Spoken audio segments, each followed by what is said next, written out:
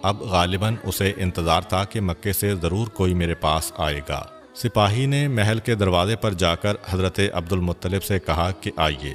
سپاہی خود حیران ہے، اسے یقین نہیں آ رہا۔ اب جب پیغام دے کے آ گیا تو سوچ رہا ہے کہ میں نے کتنی بڑی حماقت کر دی، مگر یقین نہیں آ رہا کہ آج کیا معجزہ ہو گیا۔ حضرت عبد المطلب کو لے کر محل کے اندر پہنچا۔ حاکم یمن محل کے اندر بیٹھا ہے، ایک پہلو میں ننگی تلوار ہے، ایک پہلو میں شراب کا جام ہے۔ جناب عبد المطلب کو آتا ہوا دیکھا، کھڑے ہو کر استقبال کیا۔ آپ کہاں سے تشریف لائے ہیں؟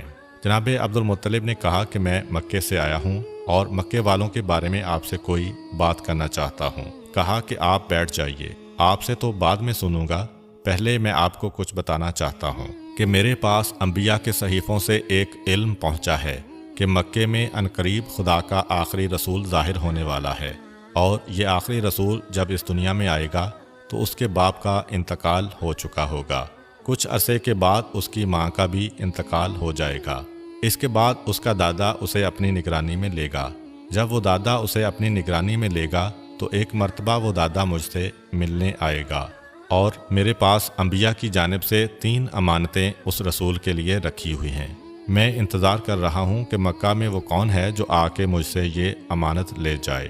یہ بھی یاد رکھیے کہ اس بچے کی پہچان یہ ہے کہ اس کے دونوں کاندھوں کے بیچ ایک مہر نبوت لگی ہوئی ہے جس پہ لکھا ہے لا الہ الا اللہ محمد الرسول اللہ۔ جب یہ بچہ آپ کو مکے میں نظر آئے تو آپ فوراً مجھے آ کر پیغام دیں، کیونکہ میں اس کا انتظار کر رہا ہوں۔ جناب عبد المطلب جانتے ہیں کہ یہ کس بچے کا تذکرہ ہو رہا ہے، لیکن سوچ رہے ہیں کہ کیا کہیں۔ یہ بھی نہیں کہہ سکتے کہ وہ میرا پوتا ہے، کہیں حاکم یہ نہ سمجھ لے کہ امانت کا نام سن کر اپنے آپ کو کہہ دیا۔ اور یہ